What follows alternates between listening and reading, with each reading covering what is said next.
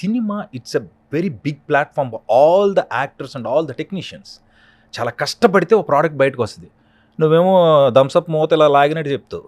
ఆ విశ్లేషణ ఉండేది అప్పుడు నేను టాప్ 5 చేసేటప్పుడు. చాలామంది నన్ను నిజంగా బాస్ నన్ను టచ్ చేసావు, నేను అనుకున్న పాయింట్ అదే, బట్ కరెక్ట్గా ఎగ్జిక్యూట్ చేయలేకపోయాను అది ఉన్నాయి అని మళ్ళీ డైరెక్టర్స్ నాకు ఫోన్లు చేసిన సందర్భాలు చాలా ఉన్నాయి. ఎక్కడ నేను రివ్యూ చెప్పిన తర్వాత చెప్పాక చూసాక పుసుకుని ఎలా అంటే పోయిందండి సినిమా 2.1 1.5 ఏంటిది ఇప్పుడు అది కాదు కదా.